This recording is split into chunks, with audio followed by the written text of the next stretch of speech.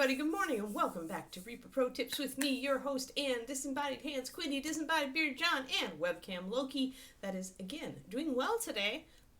Let's cross our fingers. Kriniko, I'm glad to know that you achieved the 2-hour mark. Awesome. Awesome. Super fantastic. Hello, Kodiak. And hello, Quindy. Excellent. Alrighty.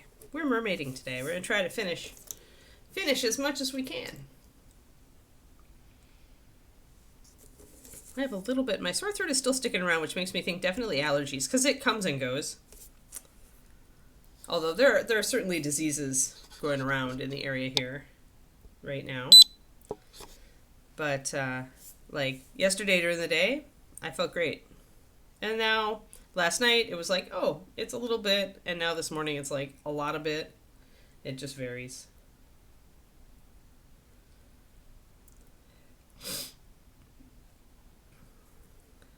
Yeah, I was going to say Kriniko kind of sounded like fibromyalgia.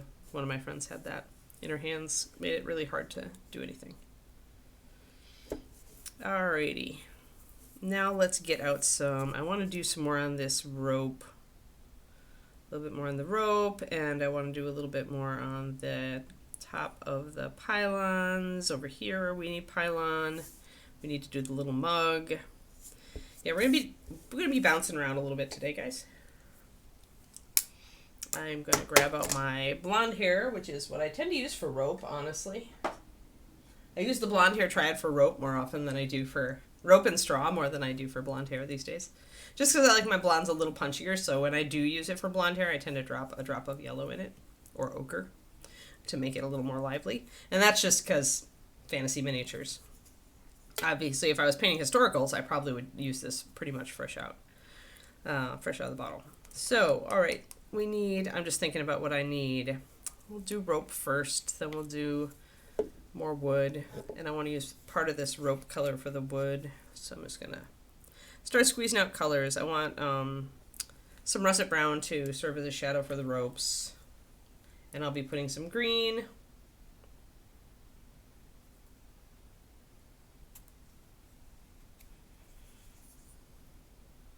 Oh no.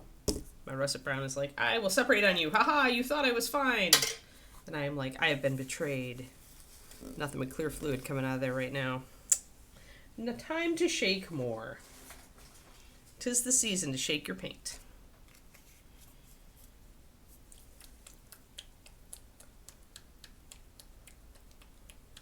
Nice, Graniko.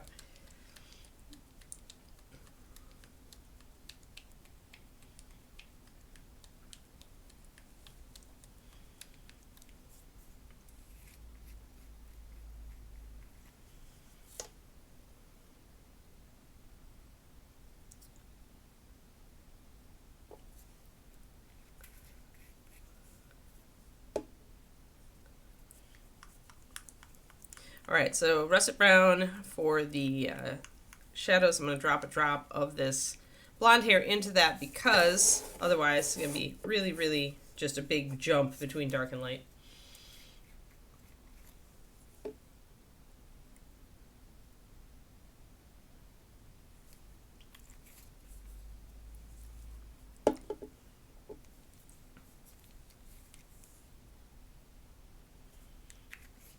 Yeah, I haven't had a lot of winter hands this year because the humidity's been so high here.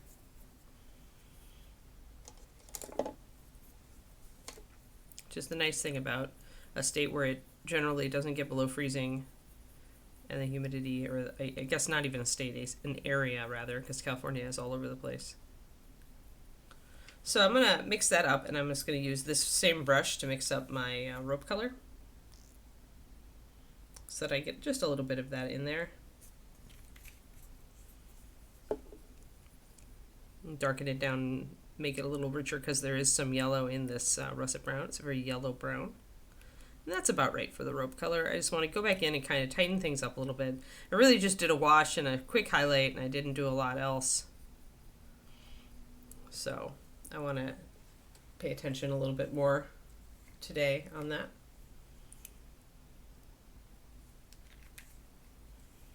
Hey, Turgeon. And Daffod Weir. And everybody else who I didn't say hi to yet.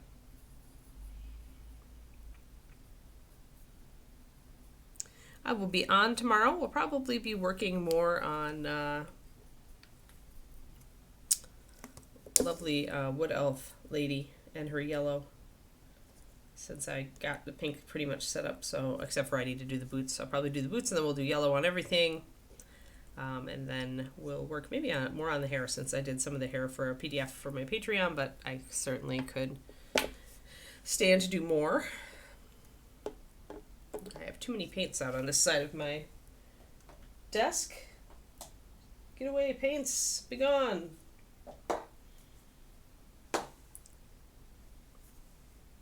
They're hanging out. Too many paints hanging out. All right, so that'll set us up for our rope, and actually this and mixing these will probably set us up for the top of this, which is going to be more of a yellow, right, with the heartwood kind of stuff. Usually it does gray out, so I will be getting some of my driftwood brown as well once I shift my painting so I can grab it, because it's way in the back. Probably I should put those colors in the front.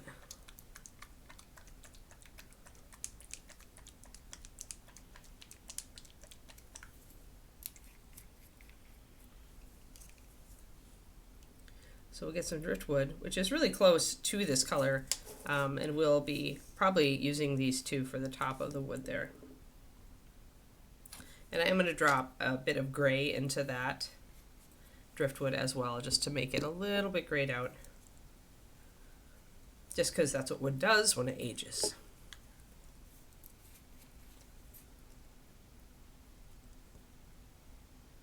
Just a little bit.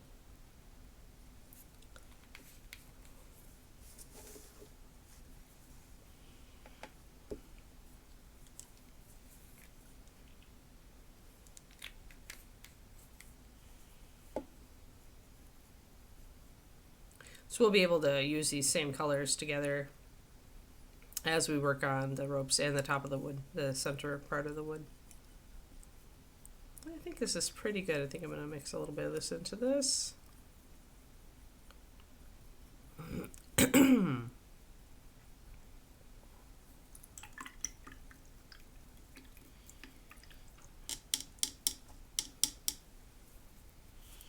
All right, so that's our range of colors that we're going to work with right away.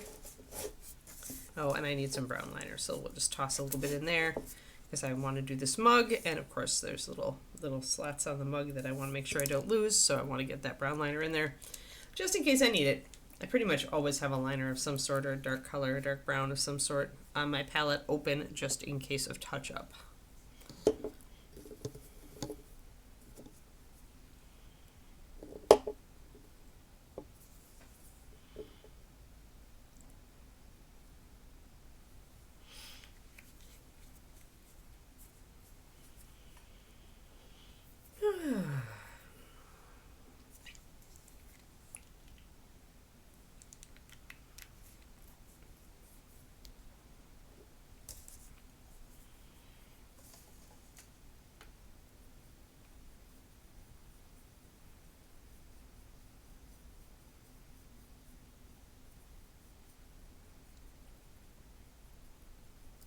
All right, so I've got my brown liner thinned down a little bit, and we're good.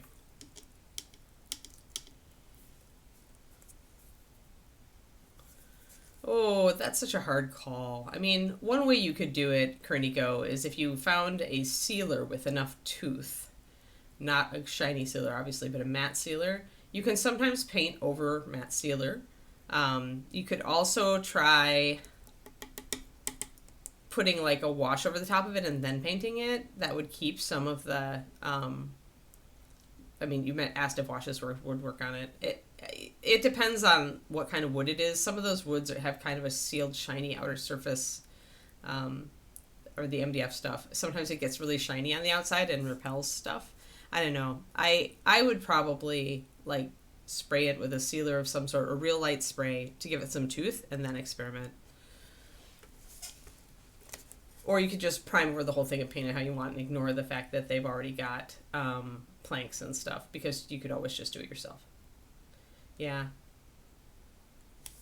Most people I know just prime over it and paint it. Like, they don't bother using the integral patterning unless it's actually etched into the surface.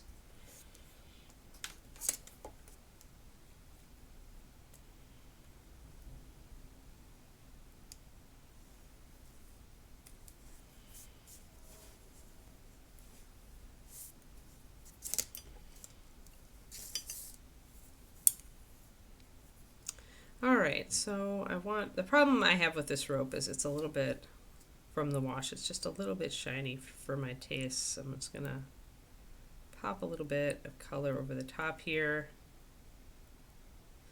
Go over some of the areas where I can still see a little shine.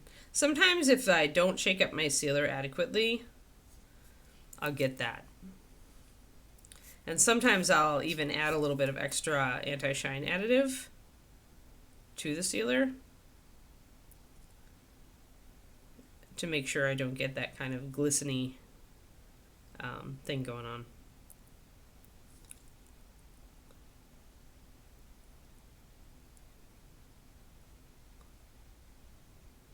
So I'm using kind of the mid-tone color for this to just touch these up. I'll get a little closer. I'll try to move pretty fast because this is a bit of a boring process with rope, very boring and repetitive. Yeah, it's not like it's not going to hurt it, right? So it's MDF, it's pretty, it may be brittle, but otherwise it's fairly tough as far as everything.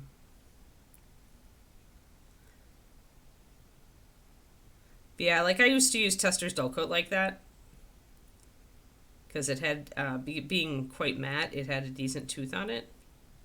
Now, of course, that's not available anymore, so just find a decently matte spray. You should be able to, you're going to need to seal again after you do it, especially for gaming stuff. But like when you're done, you'll want to seal for sure because that the sealer won't necessarily have the same tooth, right? So it's just a way to preserve any under patterning that you want to paint over or paint along with on something like that. But it's not going to give you as much cling for your paint. So you'll want to seal after.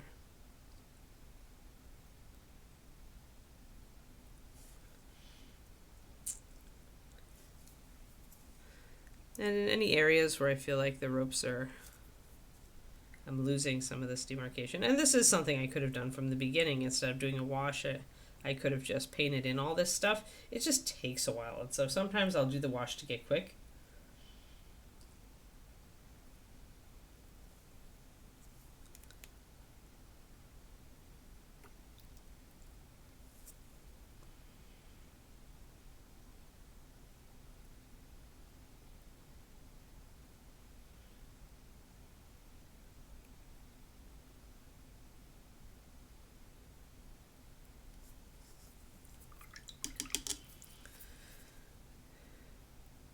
And at least doing the wash lets me know that all I have to do is touch-ups, really. Just darkening down here and there. Using a mix of my russet brown and my brown liner for this.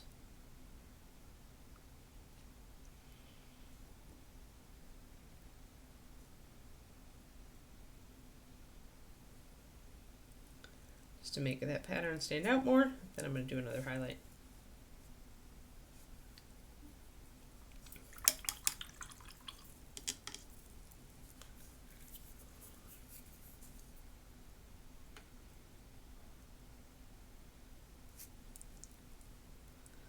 So like this is always the problem with washes. If you're doing something and you want it to look tight, to look good, if you're doing anything for showcase or display quality, you usually want that tight feeling that makes the model look clean and attractive. And washes fight against that, so you end up having to do touch-up, which is why I don't use them very often. And here I don't mind it so much because it is like rope that is like close to a waterline. It's not supposed to be really clean and stuff, but still I want it to look crisp, so that's where the challenge comes in. So I'm going to grab my really light color. I think I'm going to add one more drop of water to it though. I need it to be thin if I'm going to be hitting these little rope bits. This is going pretty fast though. With a quick highlight on this, I think we can move on to the wood. Yeah, Big Chimpo, I used dull coat compulsively when I was painting with Vallejo because it would rub off at the drop of a hat and I would just like be ready to kill people. Because I thinned that stuff so much, because I always thin paint so much.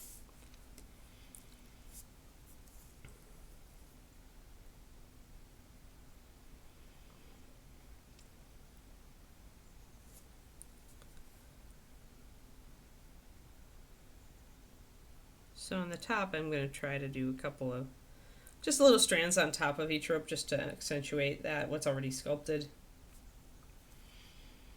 But yeah, I used to dull coat after every 2 layers when I was painting with Vallejo.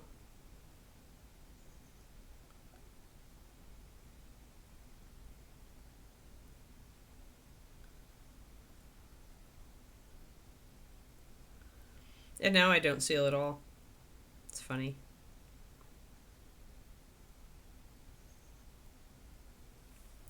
So mostly going to hit the top of the rope here, but just to make it come out and look a little bit more like it's on top, and then I'll do just a highlight right at the top of all that second layer of rope. Everything else is a little bit more away from the light, so it can, and this bottom one is almost certainly wet. So yeah, Jennifer used the undo button a lot, especially with Vallejo because it was so resistant to, like, it would not stick, so you could essentially use it as an undo button. Because all you had to do was scrub the paint and come right off, even after it was dry.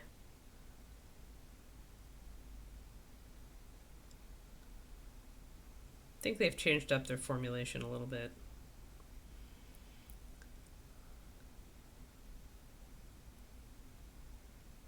I mean, unlike many other paint or companies that have a paint line, Vallejo is an actual paint producer, so they can mess around with the resins and change up their formulations.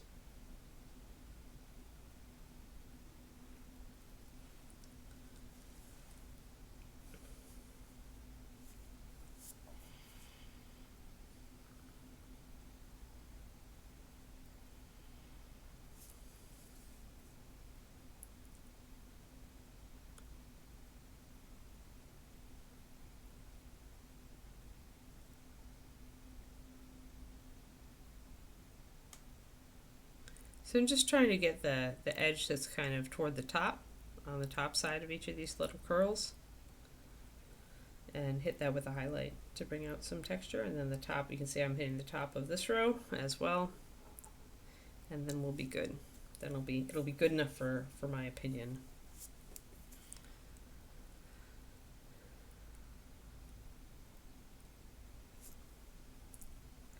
So I decided to do the clashing colors thing for my $5 PDF for this month. So if you're a patron and you missed the stream the other day where I talked about this briefly at the end of it, or if you saw that stream but you've already forgotten everything and would like a recap, I took like 7 or 8 different examples from that clashing colors section of the color scheme book, and I break them down as to what's wrong with each one and how you would put it right.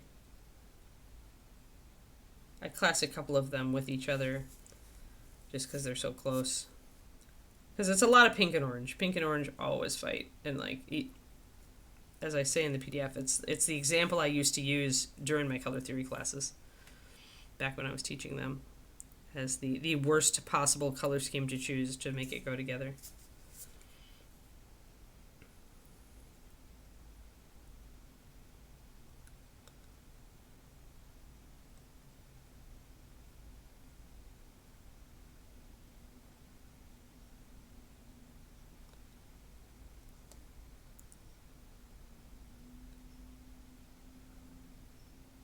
So yeah, if you're interested in that, in identifying if your colors are clashing and figuring out how to correct them if possible, wait for that PDF. It should be up, I'm trying to finish it today. Spent a lot of time on it yesterday.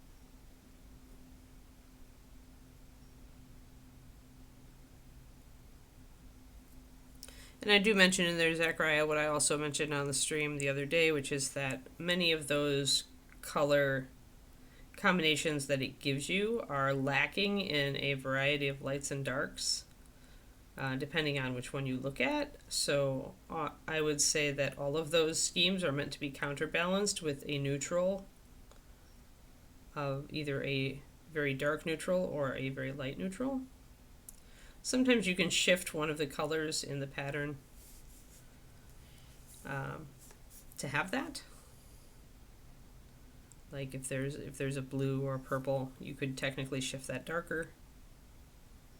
But more often, especially if you're looking at their pastel color schemes or their really saturated bright color schemes, they're meant to be working with a neutral, because I mean, a lot of the active ones are based on directly looking at like athletic sneakers and stuff, which are very bright. But those sneakers almost always have like a white or a dark component on them somewhere. Or they're just assuming that, you know, you're wearing something with them that is going to work for that, right? That's the thing is some of those color schemes, I feel like they're working with them in isolation, with the unspoken assumption that you're working these into like other things in your outfit or your skin tone or your hair color or whatever, right? That's why I said think of those not as a color scheme overall for a miniature, but more as like colors for clothing and accents. And you still need your neutrals to support the color scheme. Because the thing is that also that those are all like meant for homes or for outfits or something like that. And we paint miniatures, which are tiny. So we have to have that contrast. Whereas in real life, you don't have to, right? Necessarily. Hey, Nora. Yeah, I mean, that's the thing to just remember is that they assume you're going to put that in your home. Okay, my home already has a neutral floor color probably, right? Or maybe a neutral wall color. And so anything that I put in there is going to be interacting with that neutral color.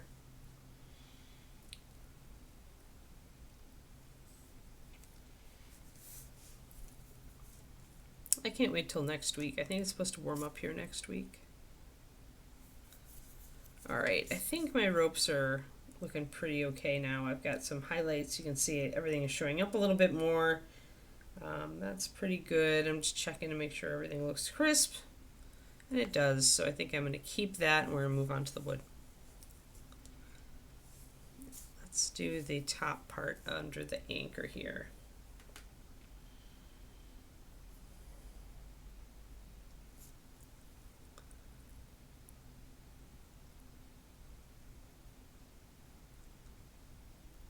And I'm going to put some of this medium brown over the top, the one that I mixed driftwood. And I'm going to cover over a lot of the existing grain. And I blurred there so I can grab a little bit of my brown liner and fix it.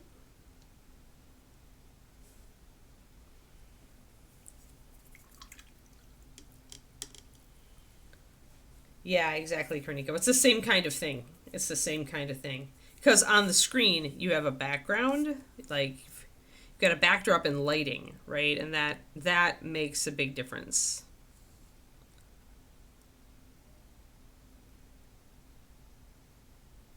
So yeah, whenever you look at a color scheme, remember light-dark contrast is a thing and neutrals are a thing, and you need them. You need them to balance the model. With this mermaid, her skin is a neutral, the shells are a neutral, and the wood the wood is a neutral, right?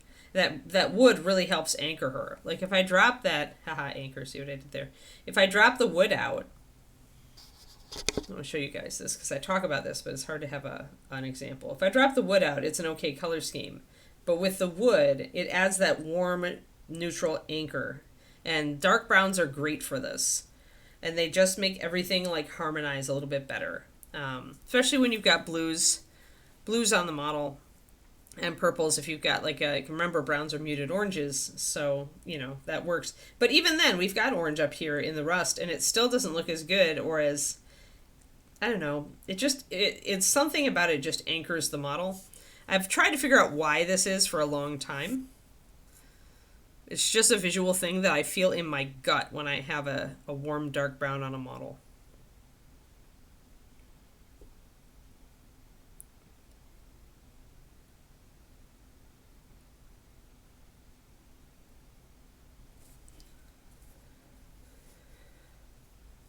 Yeah, walnut's almost a little cold. It is a neutral, and so it works as a dark anchor. But it won't work necessarily the same way that like russet brown, black and brown, muddy brown will work. Warm dark browns just tend to make other things harmonize. I can't really describe it.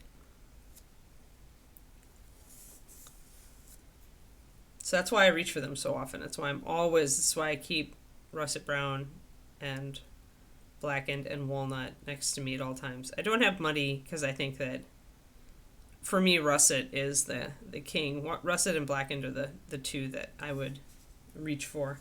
So I'm going to take my light color, my blonde color actually, and use it to start bringing out these rings.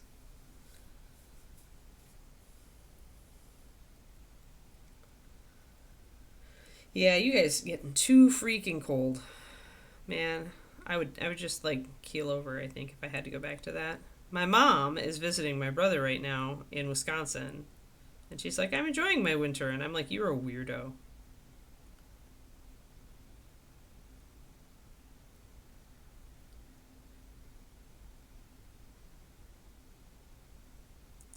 Speaking of which, I have to start looking for flights. I told David I'd consider flying to Arizona instead of driving to visit my folks. I would like to take Keeks, but if he's not skiing or not planning to ski for the weekend, then he's happy to watch her. Then I could fly and I wouldn't need to take so many days off work to drive. So it really just depends. But if flights are too expensive, I'll drive.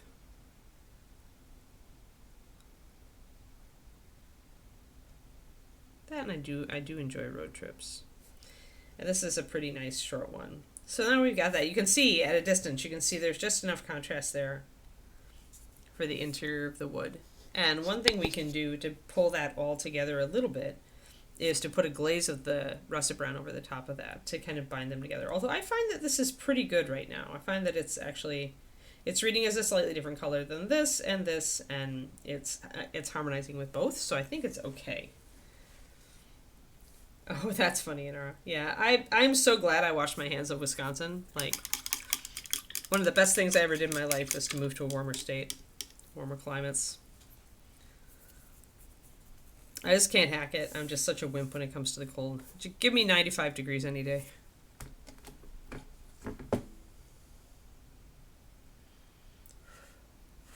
Oh, it's the Cool and Scope reminder. Oh yeah, we're confirmed.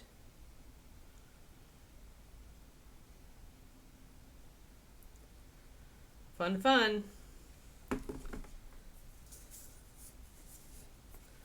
Get all this medical crap out of the way. So we'll do that same. I like the color, so I'm going to go into the same thing.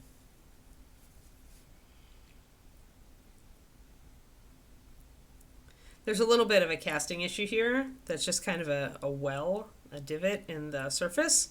And I'm just going to essentially paint that dark with my brown liner like it's a rotted out part of the tree. Totally feasible.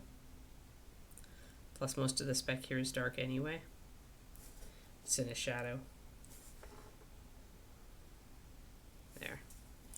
So that'll work with that. Yeah. But then when you have to go out, because that's where having a dog sucks. Although when it got to that point, like often we just open the back door, let the dog out, and call them back in right away. When we were in Texas and had ice apocalypses and snow and stuff. But even then, like, sometimes you have to go out with them, and it's just like, And with Keeks, she needs walks. So it's like, no. Just nope right out of that. I admire you people who can handle the cold, but, you know, I'll just be the person that can handle the heat. I'm happy with that. Oh, you have heated shelters? That's nice.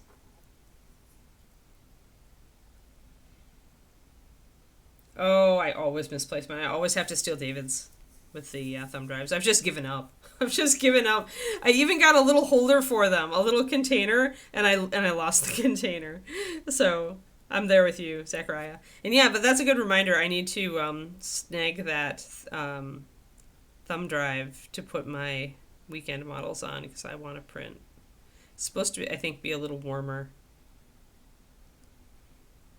But I can also just open up the house door and warm up the garage a little bit before we go. So you don't have to hit the wood grain exactly. Just try to, you know, mostly get it. And when you've got the watch to follow, you always can have a little bit of that suggestion of grain.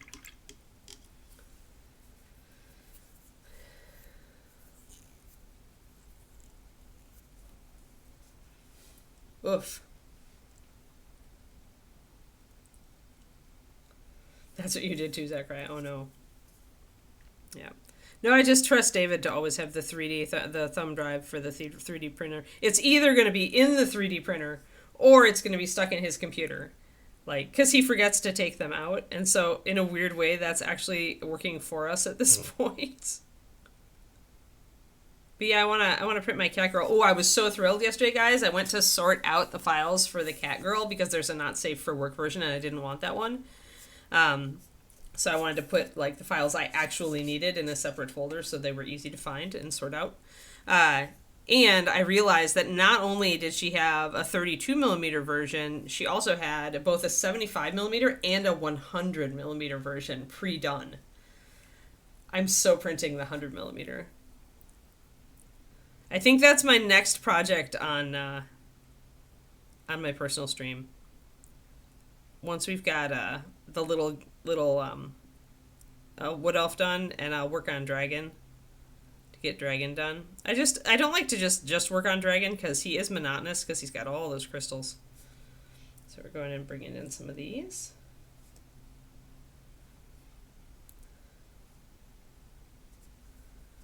Yeah, I was super thrilled though because I love the big, and she's got enough details on her that I think the big will be rewarding. I might need to comic book style her though because there are aspects of her sculpt that seem very comic book. So I might be getting onto a comic book kind of kick. I might have to. I've already been thinking about working on my orc again because I really like how he's coming along. So, yeah, there we go.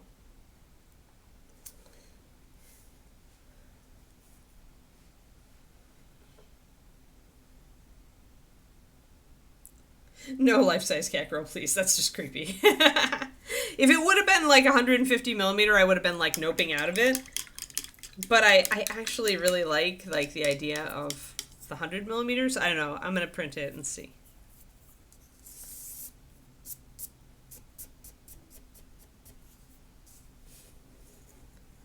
Should mean I can do a lot of texture, and it has some texture already printed on it, so. All right, now what I want to do is I don't want to bring up the wood anymore, but I'm going to take my russet brown, add just a little bit of brown liner to it, and I'm going to build just a little bit of a glaze out of it. Colored water. That's a thick glaze is what that is, but I might want it that way. It's going to dry lighter, remember, and look at how light it already is. So given that, what I want to do is I just want to add a little bit of a suggested shadow toward the back. Now that I've got the texture in. So you don't have to keep adding highlights, is what I'm pointing out here, is you can also just deepen your shadows a little bit instead of going up another level with highlights. If it feels like you want some differentiation and not just this flat effect, but you can just bring down the rest of it instead of bringing a lot of it up.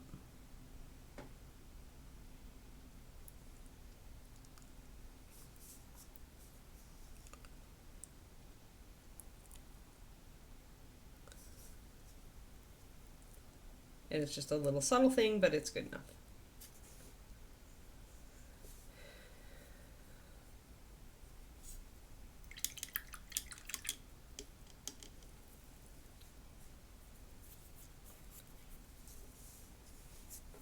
And then I can go back and touch up just a little bit if there are bits that I would like to have a little bit more highlight on.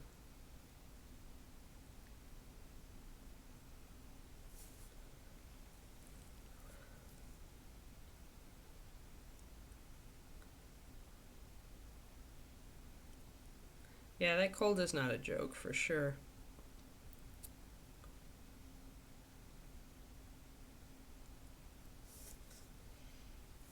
There we go. That looks nice. I'm happy with that. Yay! Good stuff. All right, now the front here. Now this is a little bit recessed, and it's also going to be in shadow, so we'll see what we can do.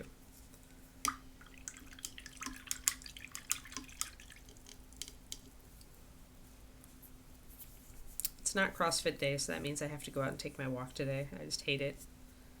Make myself do it at like 3 in the afternoon when it's as warm as it's going to be.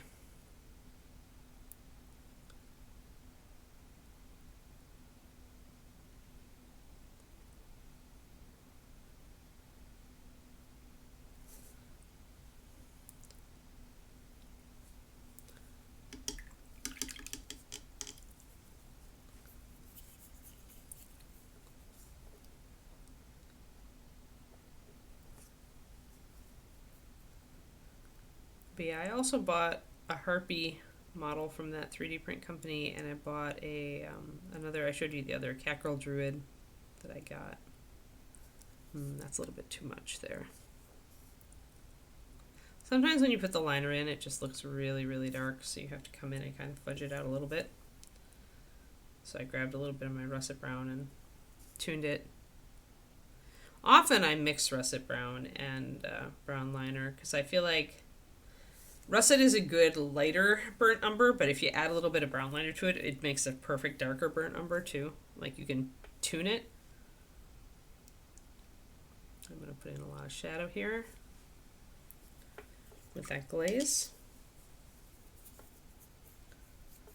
Oh yeah, that's good that you did that then.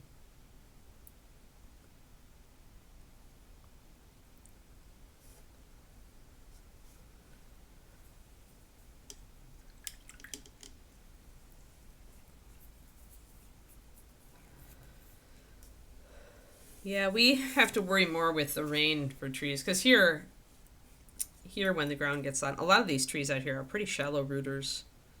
So I hear you on the tree concern. That's why we lose so much power.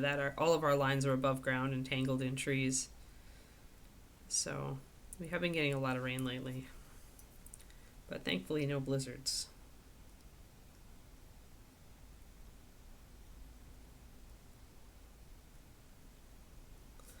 Just a little bit of wood grain in the top here, and I'll probably glaze that again.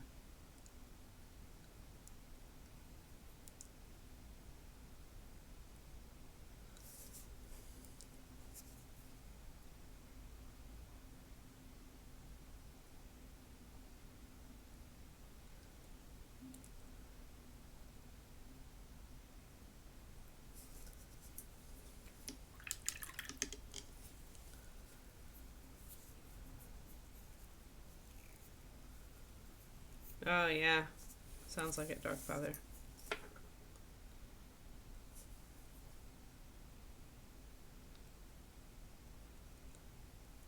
There we go. Brought that down a little bit. I want to bring up these, the tops of this wood just a little bit more to be in line with that. So I'll use my driftwood mix for that.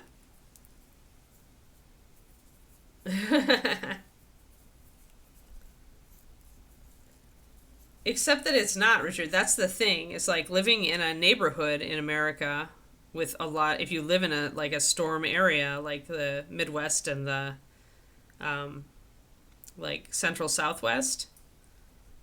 The problem is this stuff hits populated areas, not the wilderness.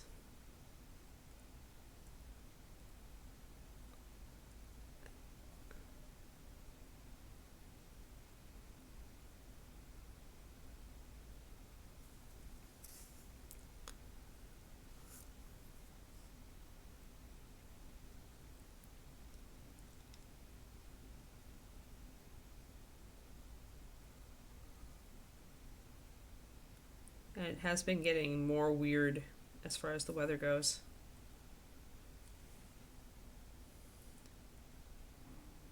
Yeah, and areas that aren't prepared, who don't normally have that kind of weather, are getting that kind of weather too. Like Texas has never been really high infrastructure with cold, right? They're just not used to getting big snows or prolonged freezes. Which is why every time they do, it's news, because the state struggles to adapt. And if it keeps up for too many years, then they're just going to have probably invest in the infrastructure. But that's just like one.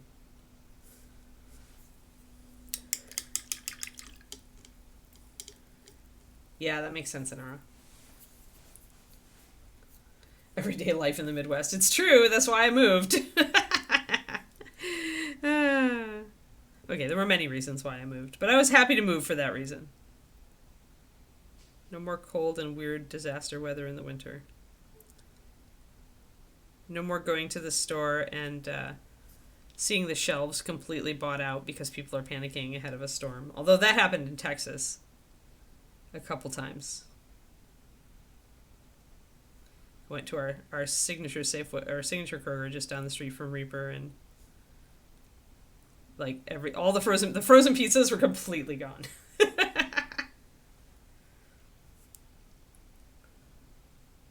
Yeah, extreme weather alerts in all 48 states. Yep.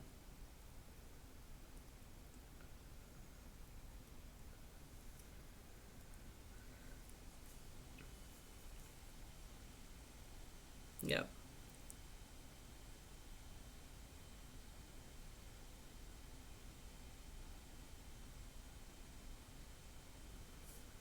Doing a little bit right at the top of this just to bring out some of that grain and make it more. We don't have a lot of room in here, so we're just going to do what we can.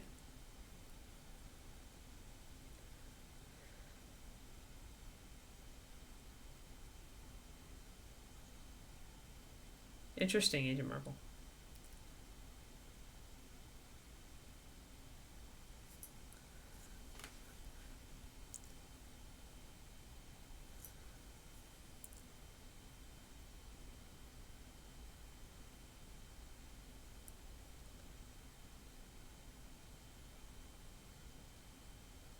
We have two bigger trees, but we prune them back every year or 2 years so that they don't get real big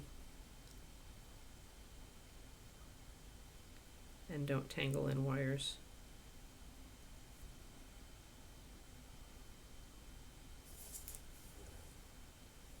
There we go.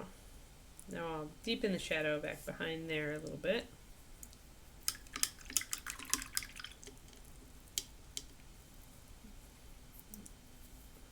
Oh, funny, Cornico.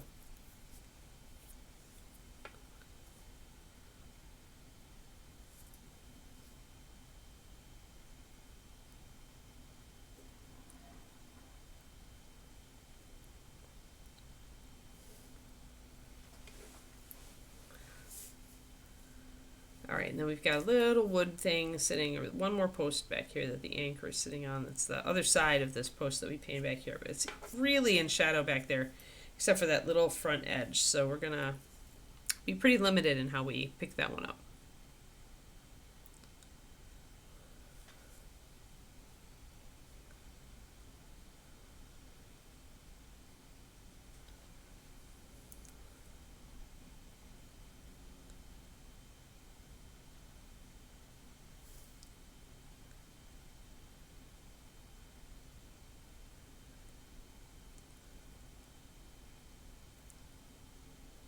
I noticed our Safeway had an egg shortage last week, I think. But it doesn't matter much to me because the first thing that sell out are the cheap eggs, and I actually buy the really nice pastured eggs. So usually my eggs are still available.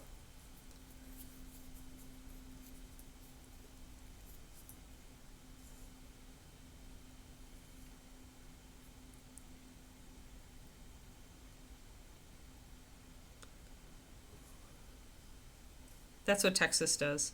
They spread sand on the road instead of salt. At least up where I was, that's what they would do.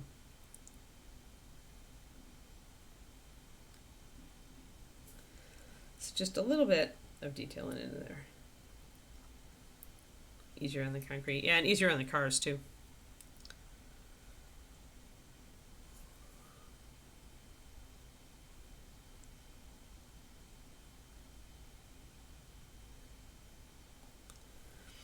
And then we'll just do a little bit of highlighting on that little seat there.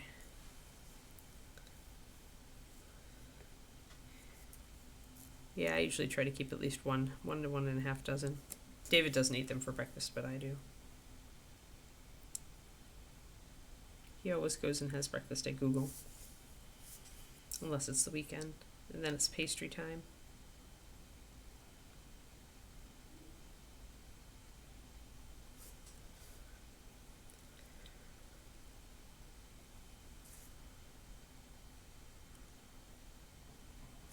Which I must say actually makes it really easy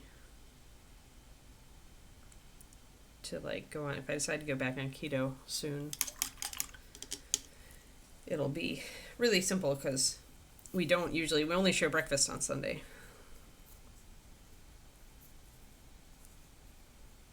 Oh yeah, sugar, yeah. Yeah, I bet Kreniko. That just sounds wrong, yeah.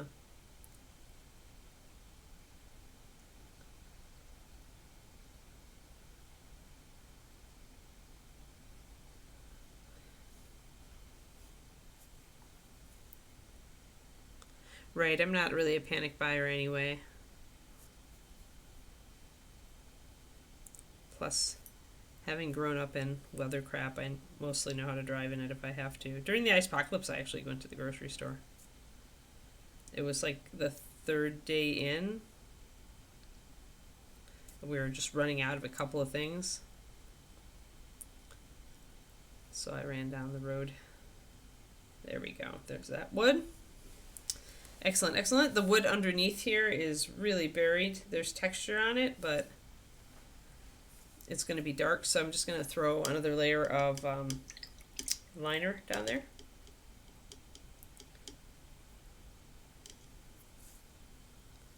Yeah, these days I go buy toilet paper in huge packs from Costco, so we almost always have a fair supply.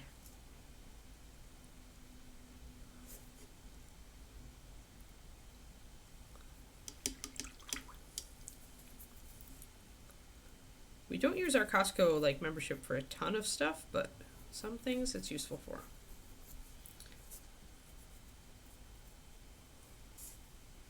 Alrighty.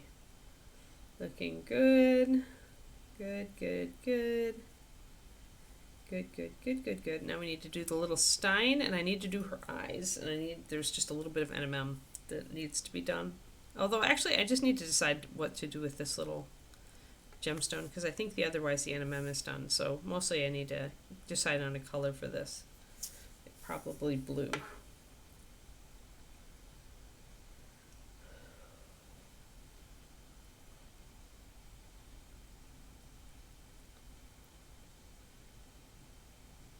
Hey, Roger.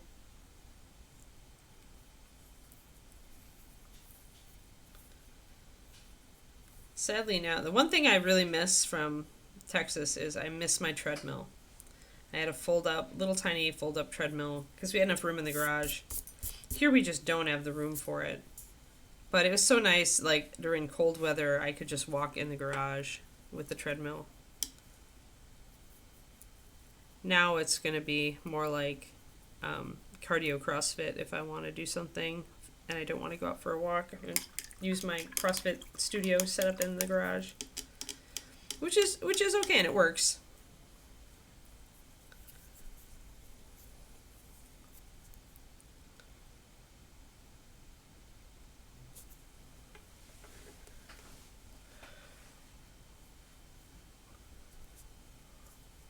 So I'm going to grab this glaze. I want to glaze down the underside of this mug so that the top is lighter.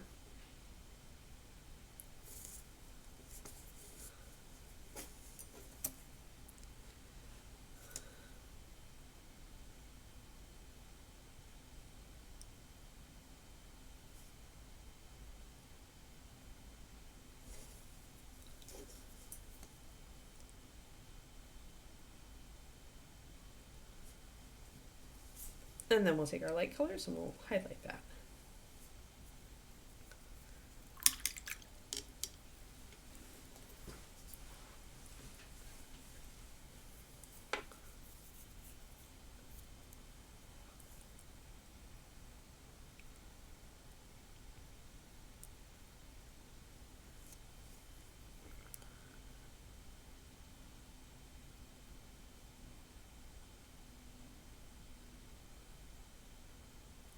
So now I'm going to take my highlight color, the driftwood mixture, and just try to put in some wood grain up here.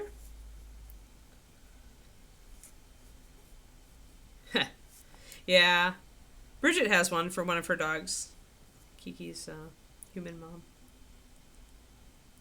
Speaking of which, we finally lost the first, not the first Curie child, but the first Curie child from her second litter, Baxter. Passed away a couple days ago at the age of 11 and a half, so I'm happy with that. Most of Curie's kids, the rest of Curie's kids except for one, are all still alive. So good longevity. Makes me happy.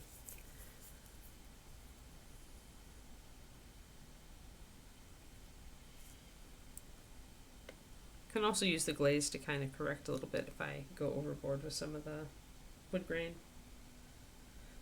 Now, I wasn't even unhappy, Cornico, because when you get 11 and a half years out of one of our big dogs, like, that's good. That's super. I can't be unhappy about that. Like, they all pass eventually, and I'm just happy that so many of them have had long, healthy lives. It just means a lot. Long, healthy lives with great families. Can't ask for more.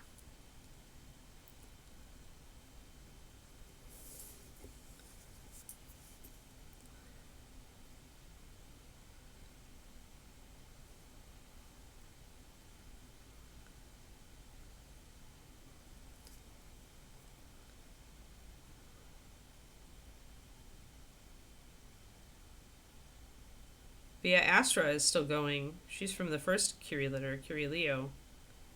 And she had cancer, but she's a cancer survivor like her mama. And she's still going, and she's closing in on 13 years now.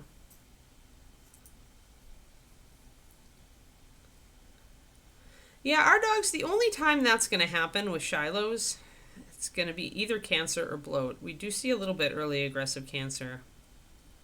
I think it's, almost everything on Earth sees that now. So at some point we are hoping that our outcrossing will help with the incidence rate of that. But those are the only, it's otherwise real rare. Those are the two that pop to mind when it comes to stuff like that.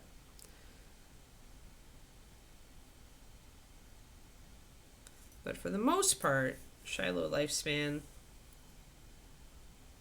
at least in my own dogs and the progeny of my own dogs, the Shiloh lifespan is definitely within that.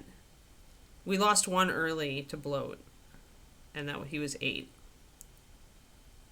And that was sad, because he was such a sweetie.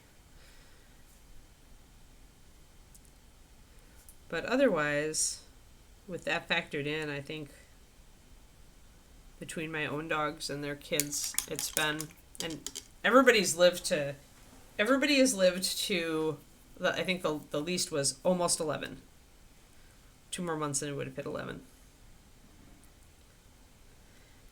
Pretty much what we say, Kodiak, is that after everything after 10 is a gift, pretty much. Like, if your dog is in good shape and they're in good shape at 10, then you can hope for 11. 12 plus, I think, just in my own experience, 12 plus is a little more rare. If we could get our breed up to like the point where our lifespan was more like 12 to 14 with good quality of life, I would be over the moon on that. But with such big dogs, we'll see if that's possible. It's kind of something we're trying to keep an eye on, is average lifespan. It's an indicator of how healthy you're breeding. There we go. So we've got our little wood grains, and I'm not really.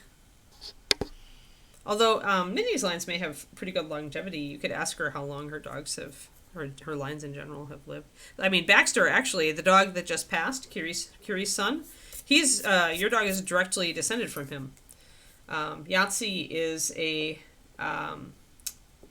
Kovu daughter, and Kovu is a Baxter. So Baxter is your girl's great grandpa. Smooth coat brown sable. And he just passed at 11 and a half. So if you look at the ranges behind your dogs, you can often get a good idea. But like I said, the rest of his litter mates, I mean, Blazey's still going. His sister, Benelli's still going. I know that Lisa and Frank would tell me if she passed. Haven't had one person I fell out of touch with, so I don't have their info. But in general, pretty good from that line anyway. All right, so yeah, so you don't need to, you want to leave a little bit of dark at the top and bottom when you're dealing with something like a mug like this. Instead of highlighting toward the top where the wood will be more exposed to the weather and more inclined to split, here it's being clamped in between these two areas, and soil and oil is going to get trapped. Dirt and oil is going to get trapped like around those brass fittings and corrosion, so your lighter area is generally toward the center.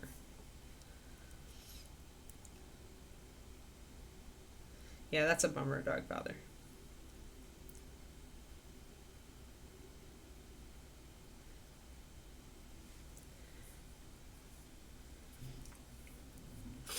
Stuff happens no matter how careful you are as a breeder. The genetics lottery is what it is. You just do everything you can to stack that duck so your dogs get longer, healthier lives. But I have fingers crossed for all of us, so there we go. So now I'm going to paint this actually over in white because I want to do a blue instead. Bring that color up here. I might do green. Blue feels a little bit better. I did blue there. I don't know, we'll do it in the green. If we don't like it, we'll do it over in blue. How about that? So let me grab pure white.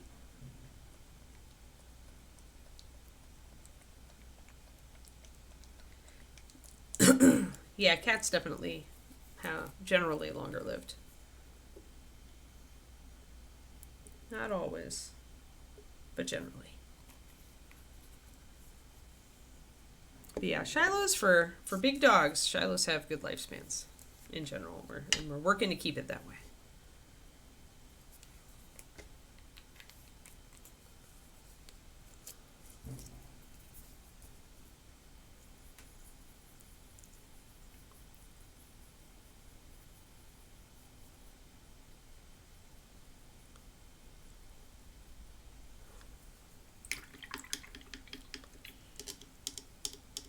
$17, nice. Oh yeah.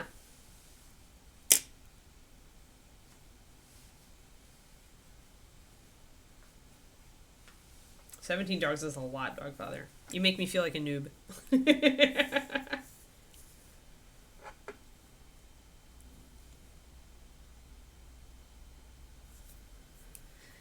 You just take the best care you can of them, that's it. You do the best you can.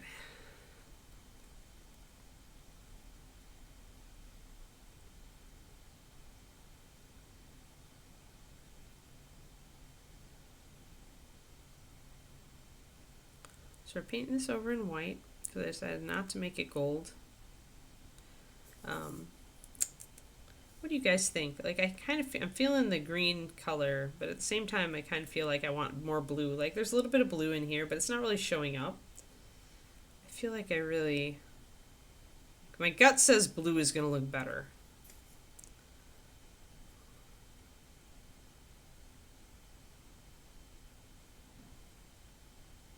$17 for pointer. Yeah. Yeah, I think sporting breeds, a lot of them are fairly healthy. Pointers especially are not like overbred. Like they're a breed that like is a popular sporting breed, but they're not like super popular like golden retrievers. We had pointers growing up. I had German short-haired pointers growing up. Roger. Good dogs. They're good dogs.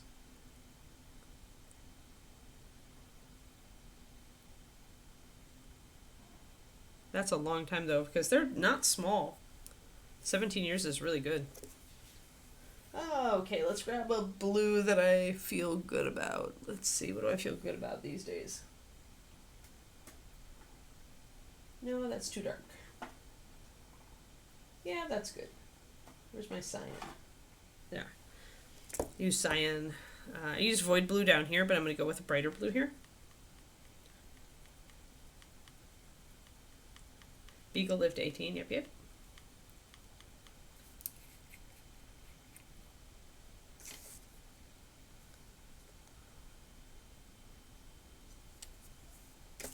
So we're going to start out with a mixture of cyan and tropical.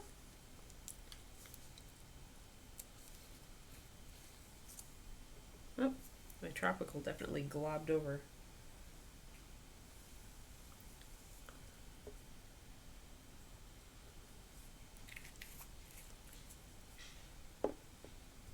Yeah, cyan's a great primary. It's just a good blue in general. It's got good coverage because of the high density pigment in it, and it's just a vibrant color. It's just good to have around.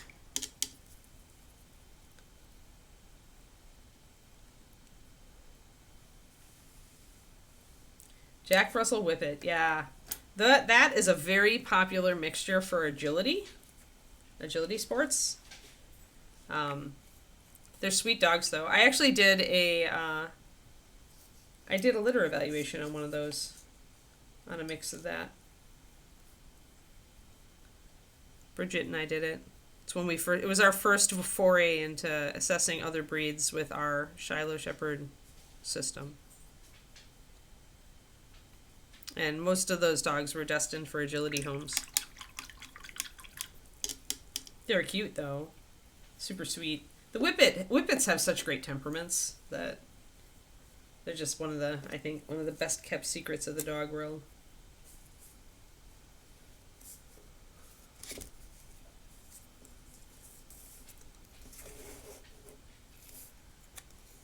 What's up, Keeks? Did you hear us talking about dogs? So I mixed up cyan and tropical. It didn't lighten the cyan very much, just a touch.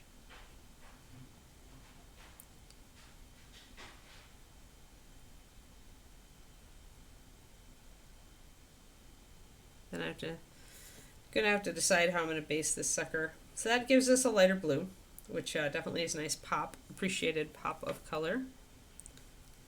I could also use that lighter blue to do some scales edging down here if I wanted to on those side scales.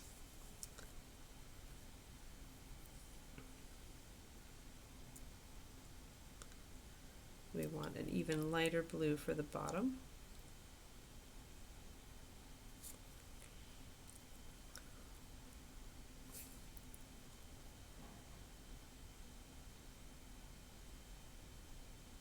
And you want a darker blue for the top. This is definitely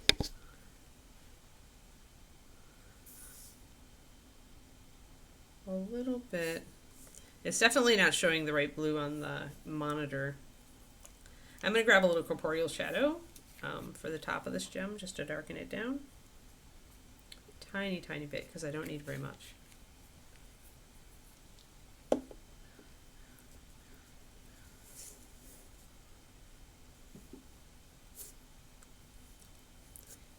Yeah, it's a popular mix, the Jack Russell Whippet. And the Whippet tones it down a little bit. Still generally a lot of energy.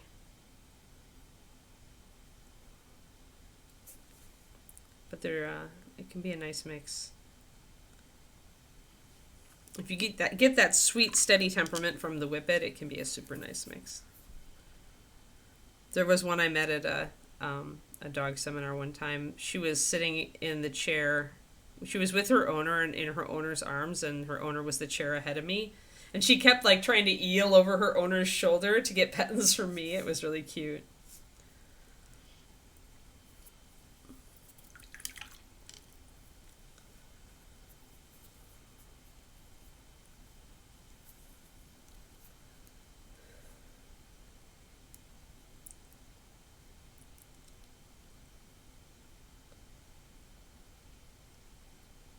Yep. Yeah, terriers have never been for me because I want a dog that's more interactive and less independent, but my mom really likes some of them. But if they get another dog, I don't know what they're going to get. I know they're thinking about it. So there we go. So now lighten that down at the bottom. You want to create the image of light passing through the gems, so you've got to bring up that color a little bit.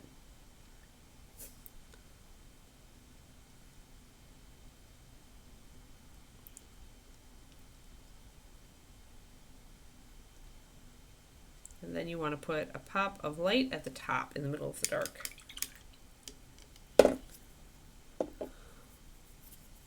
But first I want to get a little bit blended here.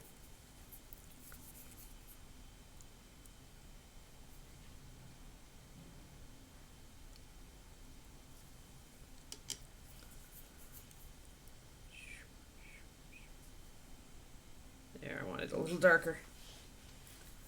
And now, grab my pure white.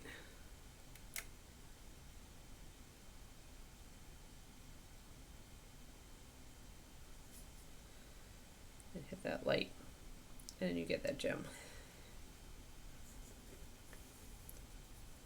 Thanks, Dark Feather. Yeah, we did that the last couple streams, I think. So that really pops, that blue.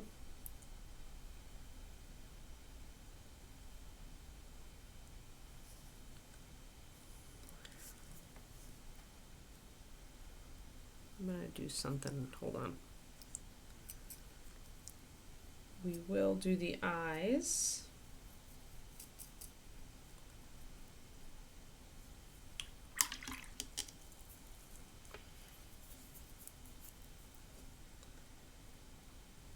I wanted to try to get the edges on these scales just a little bit to get that. You can see how that brings out the edges there.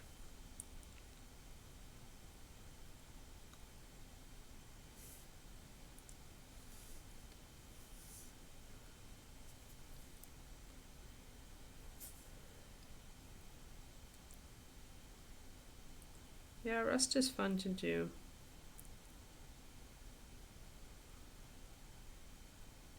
I'm very happy with how it turned out on the anchor here. I'm glad you guys like it.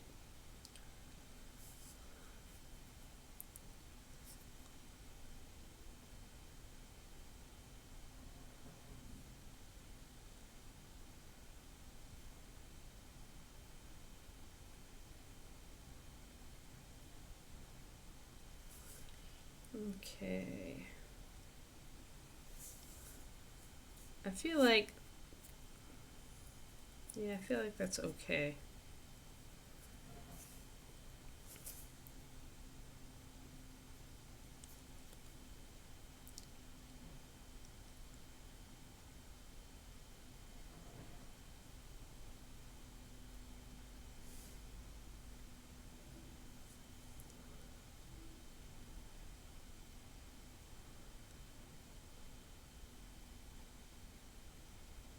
Just touching up a little bit around these scales.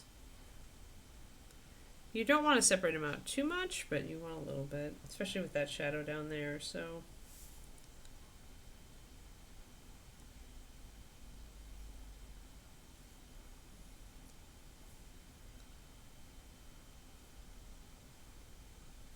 All right.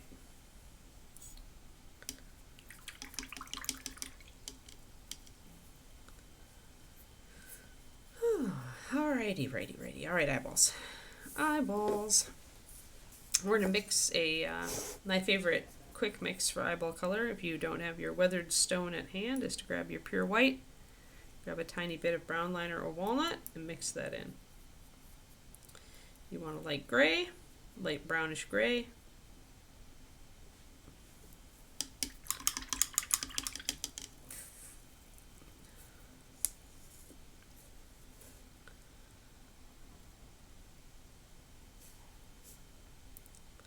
Then you want to find a comfortable angle.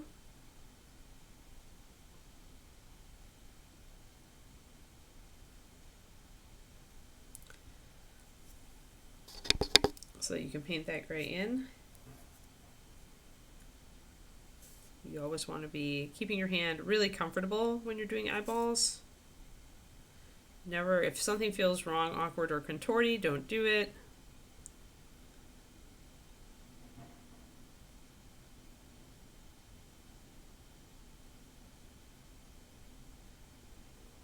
If you're tensed up, don't do it.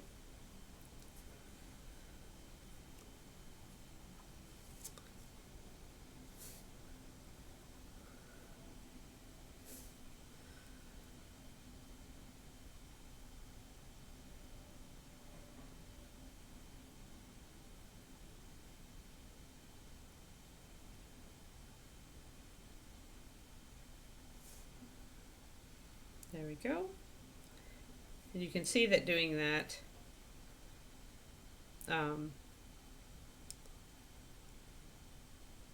yeah, that's the problem with zooming in like this, is I'm almost inevitably going to get off screen. Nothing to be done about it, dog feather. At some point, but you're just painting it in, you're leaving that little rim around it. But you can see that even with that light gray, it doesn't look like gray once it's on the model.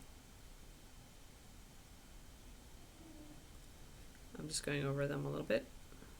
My paint's a little thin, so that makes it really easy to paint in the bounds of that, but it also makes it harder to cover. So now we'll grab maybe some dark purple for the eyes. Where is, I don't have a nightmare color, but I do have Sticks Purple, and I can mix that with some brown liner.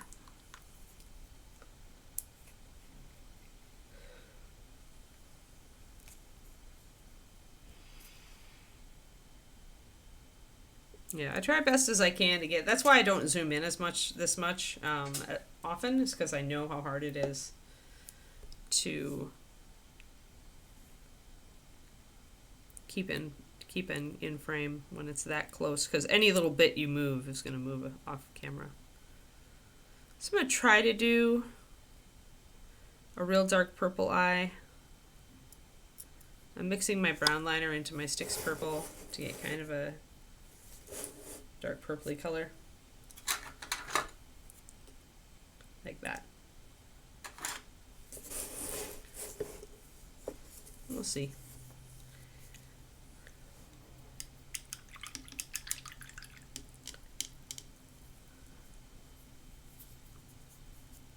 So again, you want to keep in a comfortable position, but this time you're coming up from underneath instead of from the side. From the side, it makes sense to, when you're doing a long stroke like this, it makes sense to come from the side. That's just easy. Here, though, we want to place a dot at the top of the eye. So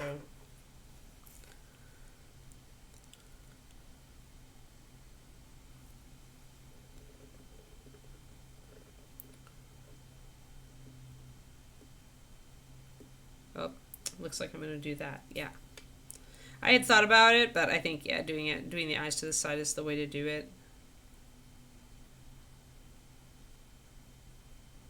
With a big eye, this gives you lots of room.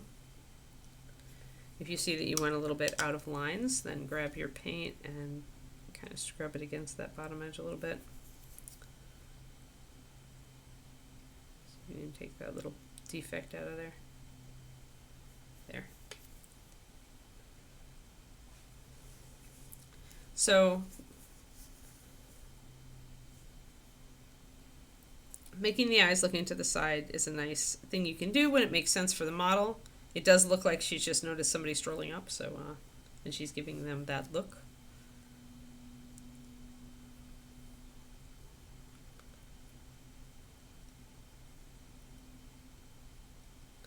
Making the eyes go to the side if it makes sense for the model is a really good way to deal with smaller eyeballs, but it also can be nice when you're doing bigger eyes if you're trying to get a color in there or a light reflection, because it gives you more room to work.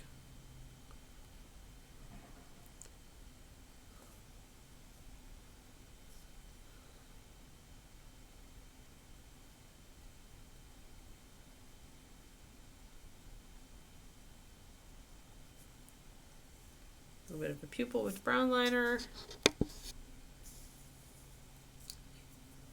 Do a catch light, at least in the eye that isn't covered over by hair. Thanks, Kodiak.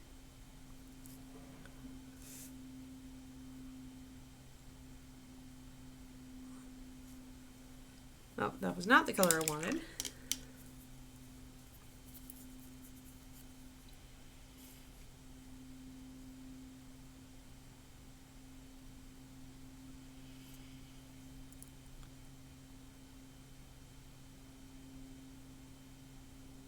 When you do a catch light, strongly consider making it in the way the direction the model is looking.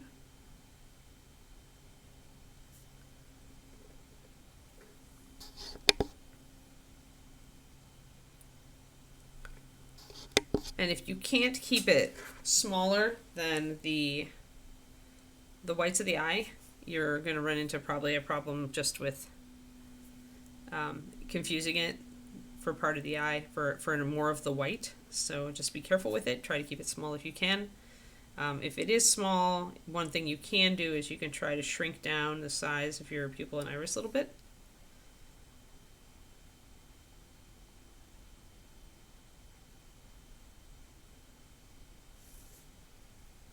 Like so. And that definitely, then you no longer mistake that catch light for part of the white because it's so much smaller. I do need to touch up my lower rim around the eye there, though.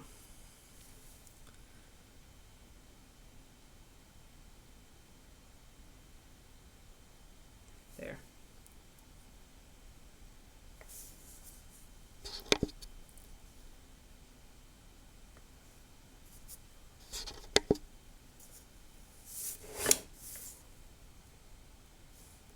Let's go all the way out.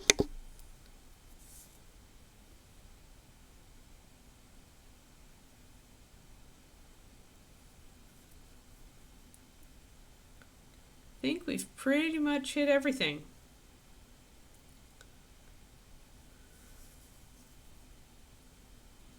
Except for the base. I haven't decided.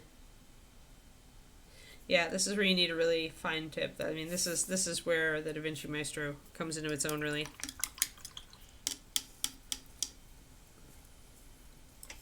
This kind of thing is why I love these brushes, is doing those fine details.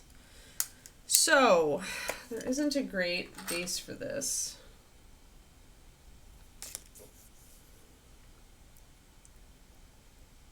Let me slowly try to break her off of this base. My sticky tack is very sticky on this base.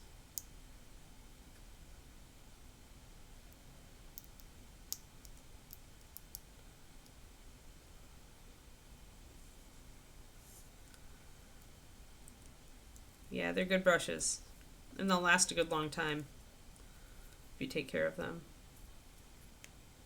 I'm going to grab the rest of this sticky tack off of this plinth and use it to pull the rest off of the base of the mermaid.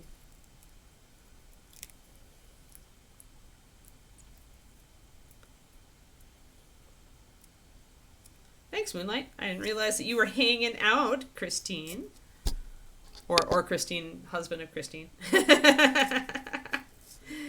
So there we go.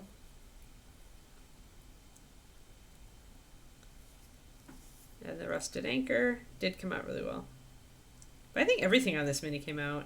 It's really you this time. All right. I never know. I never know about you, Christine. We're actually, what was I saying? We're also painting this lady. We started her too, Christine, a couple weeks ago. So I'm doing teal and red. So I was doing a proof of color down here on the red loincloth and the teal legs. So we're doing so we're going to do that. That's what we're going to do for the whole model. And then with some cream and gold probably. But yeah, so that's going to be, she's not tomorrow. She's the next day. So she's like 2 days after Mermaid. Mermaid is almost done. I need to figure out what I want to do for the basing, but I don't know. Yes, I'm going to be gone Monday and Tuesday, guys, for my medical thingy, colonoscope thingy. Monday because I'm going to be like starving and hangry and prepping, and that's no fun for anybody. And Tuesday because I'm going to have my procedure in the morning. But then I will be back on Wednesday, and we'll be doing the Vampire Barbarian. All right, so I've got enough of a glob here to take some of this off of the base. No, it is colon. It's screening, but it's also diagnostic. Moonlight, I've got stuff going on with my guts, and we're trying to essentially prove that it's not Crohn's, which would make me happy if it just turned out to be IBS. That is the goal. This is a kind of a looking for inflammation and stuff like that. I decided that this was my year to finally figure that out because my diagnosis was always a tentative one, and I never really got a GI doctor out here because I moved during COVID. So now I have one. So we're going to see what we can see. Yeah, me too. I always bug my mom about being proactive about her health. So this year I was like, okay, pony up. Pony up, make all the appointments that I've been putting off. All that stuff. There we go. So we're getting this. At some point you've got lots of stringies, so you have to kind of roll your putty into a ball, and then it will act to pull this putty off better. If you can push it as you do this, you can pull the poster putty off really well. There. So now I just have to decide what kind of base. This is a little bit too big. I don't know what I want to do. I mean, this may be one that Ron just gets unbased, or maybe I just give it to Christine.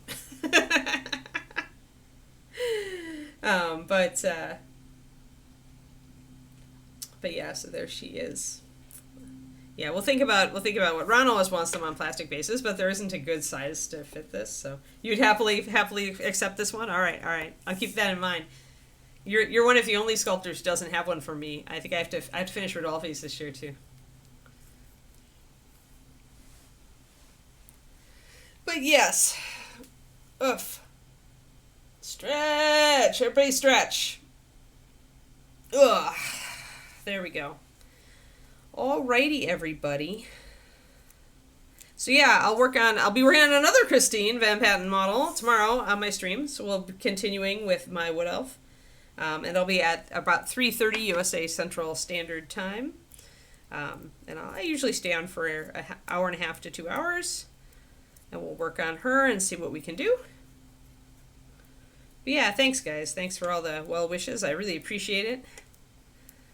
Of course, we just take what we can get, right? We just take it as it comes with health stuff. David was more worried than I was yesterday about some stuff, and I was just like, it's going to be what it's going to be, and then you just deal with it. You deal with it however you can, right? But I've been through so much more medical stuff than David has. It's all, so the pink's going to disappear. And what I'm doing is I'm underpainting my yellow with pink. So if you look at the yellow, you can see that pink under. And that's kind of that sunrise kind of color shades that I really like the underpaint yellow with pink technique as I've gotten to play with it. So you're painting with magenta and white underpaint, and then you put yellow over the whole thing. And it gives you that gradient. It's really poppy. So yeah, so it's not going to stay pink. It's going to go yellow because yellow's my favorite color. Yeah, it's really, if you're ever painting unicorns or Chirin or cloud dragons or anything that's supposed to be sunrise colored, this is the technique to get you that purple to pink to orange to yellow blend, like in a really simple way. Oh, there you go. Yeah, that was totally me, Zachariah. Totally me. Oh, it's Kiki. Hey, Kiki, you want to say hi? Kiki. You want to say hi to peeps? Come on up. Yay! Yay! Last minute Kiki appearance and totally stealing the camera. Hi, you fuzzball. Hi, fuzzball. You're such a fuzzball. You're such a fuzzball. Look at you. Look at you stealing the camera. Look at you. Oh, yes, you big fiend. You big fiendish hound. Yeah. You're heavy, you know that? You're heavy. You're heavy, and you want to walk, don't you? Yeah, is it walk time? Is it? Yeah? Silly girl. All right, off. Good girl, yay! All right, everybody, thank you so much for hanging out. I'll see some of you on my stream tomorrow, and otherwise, remember, Wednesday. I'll be out Monday and Tuesday, so I'll see you Wednesday. Yeah, you too, Christine. You have a great day. Thanks for stopping in.